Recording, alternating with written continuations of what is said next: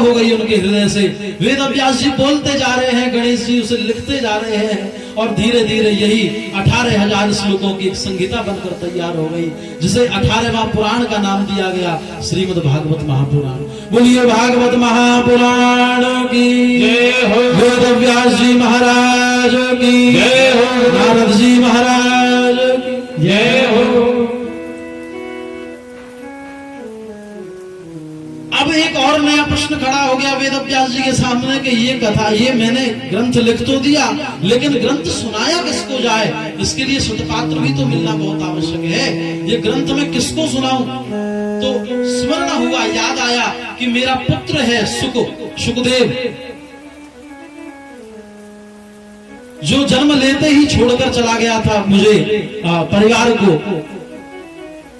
उस पर प्रभु की विशेष कृपा है, प्रभु का अनन्य भक्त है, लेकिन वो निर्गुण निराकार का उपासक है, उसको बुलाया कैसे जाए?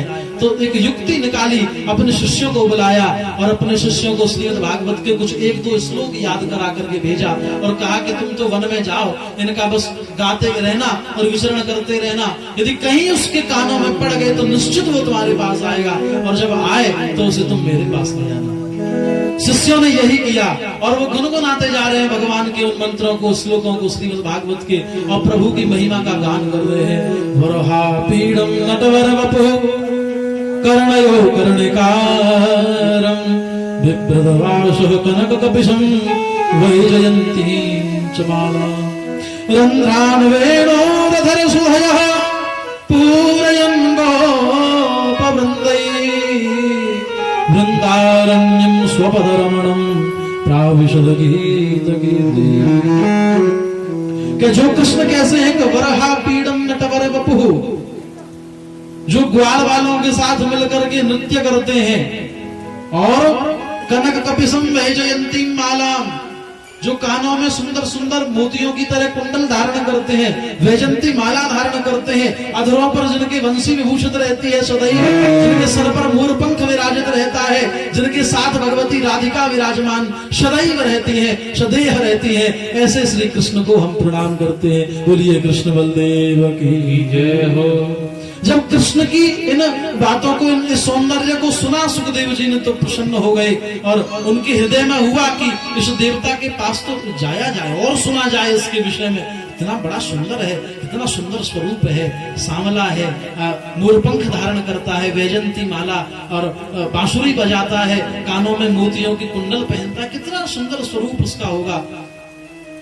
स्वरूप को स्मरण कर रहे थे, जैसे ही जाने को हुए तो तुरंत मन में ये आया कि स्वरूप तो बहुत अच्छा है, लेकिन कहीं चले जाएं और बात भी न करें, फटकार के भगा दे कि तुम कौन, कैसे आए मेरे पास। उसका स्वभाव तो पता होना चाहिए कि कैसा स्वभाव है, कैसे बात करेगा, क्या कह दे, कोई पता नहीं, तो हम नहीं जा रहे। वापस अपनी समाधि में बैठ गए। तो उन शिष्यों ने पुनः एक दूसरा श्लोक जो गाया, जो गुरुदेव ने उन्हें याद करा के भेजा था, वो ये था कि अहो बकीयं स्तनकालकूटं जिघांसया यद यद्यप्साध्वी लेभे गतिं धात्र्युच्युतां ततोऽन्यं कंबादयालुं शरणं व्रजेम। प्रभु के स्वभाव का वर्णन किया कि श्री कृष्ण का स्वभाव ऐसा है कि जो पूतना कालकूट विष लगाकर अपने स्तनों पर आई थी प्रभु को कि स्तन पान कराऊंगी और प्रभु ये कृष्ण मर जाएगा, कृष्ण को मृत्यु प्राप्त हो जाएगी। जो प्रभु को मारने के उद्देश्य से आई, उसको भी भगवान ने अपनी माता के समान स्वधाम प्रदान कर दिया। जो गति उनकी माता यशोदा की हुई, माता देवकी की हुई, वही गति उन्होंने एक पूतना, एक राक्षसी को प्रदान करी जो उन्हें मारने आई थी। तो सुखदेव जी ने जब ये सुना तो स्वभाव बहुत अच्छा है, दौड़कर आए उन शिष्यों के पास और कहा कि भैया हमें और सुनाओ, हम और सुनना चाहते हैं। शिष्य बोले यदि आप और सुनना चाहते हो तो आप हमारे गुरुदेव से सुने, क्योंकि हमें तो इतना ही आता है। हाँ, गुरुदेव ने 18,000 श्लोकों की एक बड़ा बहुत सुंदर ग्रंथ लिखा है, वो आपको इसे पान करा सकते हैं। आप चलिए। सुखदेव जी उनके साथ चल दिए, वेद व्यास जी के पास पहुंचे, प्रणाम किया कि पिताजी प्रणाम। वेद व्यास जी बड़े प्रसन्न हुए कि जो पुत्र मेरे रोकने पर नहीं रुका था, मेरे कृष्ण की लीलाओं का आज श्रवण करके, मेरे कृष्ण की मात्र 2 श्लोकों का श्रवण करके वो आज मेरे पास आया है। इससे बड़ी प्रसन्नता की बात और क्या हो सकती है। इसलिए बार बार यही निवेदन कि प्रभु को सौंप दो अपने आप को, आपके जीवन से सभी क्लेश दूर हो जाएंगे। जो सुखदेव ये इतने बड़े परमहंस थे कि जन्म लेते ही जो वन चले गए, माता पिता के रोकने पर न रुके, वो आज लौट आए हैं प्रभु की भक्ति के कारण। तो मुझे बताओ कि यदि आप भी प्रभु की भक्ति करें तो क्या कोई आपसे दूर जा सकता है? लेकिन ये भ्रम पाल लिया हमने कि आज हमने यदि 10 मिनट से ज्यादा सेवा में लगा दिए तो ग्रस्त बिगड़ जाएगा हमारा। स्वामी जी को ऑफिस जाने के लिए देर हो रही है, किसी को बच्चे स्कूल पढ़ने जाएंगे तो 10 मिनट फिक्स ही कर सकते हैं, तो पता चला 10 मिनट भी नहीं करें किसी दिन नहीं करते, क्योंकि लगता है हमें कि यदि हमने थोड़ी सी भक्ति दिखाई इस समाज को तो कहीं समाज हमें दूर न कर दे के तो बाबा जी है, राधे राधे करता है, दूर करो इसे, ऐसा कहीं नहीं हो जाए। इसलिए आज हम स्वयं भी और अपनी जो, जैसा मैं कल निवेदन कर रहा था कि हमारी इस नवीन पीढ़ी को भी प्रभु से नहीं जोड़ना चाहते, क्योंकि यदि कहीं प्रभु से जोड़ दिया तो कहीं पता चला कि वो बिछड़ जाए, इस समाज से दूर हो जाए, लेकिन ऐसा नहीं हो सकता साहब। आपको जानकर आश्चर्य होगा कि नासा जो विज्ञान की सबसे बड़ी एक प्रयोगशाला है, जहां बड़े बड़े देश यानी मैं कहता हूं संपूर्ण विश्व के जहां बड़े बड़े वैज्ञानिक काम करते हैं, नासा वो संस्था आज ये डिमांड करती है, आज उस संस्था की ये मांग है कि हमें संस्कृत के विद्वान वैज्ञानिक चाहिए। वो संस्कृत के वैज्ञानिक मांग रहे हैं, क्योंकि संस्कृत एक ऐसी भाषा है, देखिए सबसे पहले इस विश्व में जो कंप्यूटर बना उसके लिए भाषा ढूंढी गई, क्या भाषा रखें, तो उसके लिए सबसे उपयुक्त भाषा पाई गई, वो संस्कृत पाई गई। क्यों? क्योंकि संस्कृत भाषा को तोड़ मरोड़ कर कैसे भी रख दो उसका अर्थ नहीं बदलता। जब वैज्ञानिक उस अंतरिक्ष में जाते थे, उनको मैसेज भेजे जाते थे, उनको संदेश भेजते थे, तो जब किसी और भाषा में भेजते थे तो वहां तक कोई ऐसा कोई यंत्र रहा होगा कि जब संदेश भेजते थे तो वो संदेश वहां तक पहुंचते पहुंचते शब्द उल्टे हो जाते थे, कहीं का कहीं शब्द हो जाता था, तो ऊपर समझ ही नहीं आता था उनको क्या संदेश भेजा है। इसलिए बहुत खोजा, खोजने के बाद संस्कृत मिली, संस्कृत को इस योग्य पाया और संस्कृत में संदेश भेजने आरंभ किए। समझिए इस बात को ऐसे कि जैसे मैं कहूं कि रामः आम्रम खादति, माने राम आम खाता है। अब देखिए आप इस अर्थ को बदलने की चेष्टा करना, मैं संस्कृत बदलूंगा, खादति आम्रम रामः, खाता है आम को राम, आम्रम खादति रामः, राम खाता है आम, राम आम्रम खादति, राम आम खाता है, बदलेगा नहीं।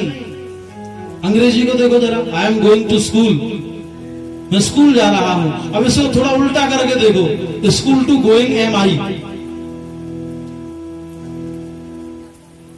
आई एम टू स्कूल गोइंग। कोई पागल समझ लेगा, क्योंकि इसे हम बदल नहीं सकते। ये संस्कृत की वैज्ञानिकता है साहब, ये विशेषता है संस्कृत की। तो जिस संस्कृत को सबसे पहले विश्व के प्रथम कंप्यूटर के लिए उपयोगी समझा गया था वैज्ञानिकों ने उस समय, लेकिन आज ये हमारी विडंबना है कि हम इससे दूर होते जा रहे हैं। इसलिए इससे जुड़िए, ज्यादा मत जुड़िए, मैं बहुत ज्यादा आवश्यकता नहीं, लेकिन कम से कम इतना तो हो कि प्रातः काल हम प्रातः स्मरण तो करें, सुबह जगकर अपने हाथों को देखकर ये तो कहें कि कराग्रे वसते लक्ष्मी करमध्ये सरस्वती, हम पृथ्वी को स्पर्श करें तो ये कहें समुद्र वसते देवी, हम गुरु जी के पास जाएं तो ये कहें गुरु ब्रह्मा गुरु विष्णु, हम प्रभु के पास जाएं तो कम से कम हमारे बच्चों को ये तो कहना है कि त्वमेव माता च पिता त्वमेव बंधुश्च सखा, कम से कम हमारे बच्चों को गायत्री मंत्र तो बोलना है, द्वादशाक्षर मंत्र तो बोलना है, शिव पंचाक्षर मंत्र, इतना तो सिखाएं उन्हें कम से कम। बहुत अधिक विद्वान बनाए कोई आवश्यकता नहीं है, इतना तो कम से कम सिखाएं।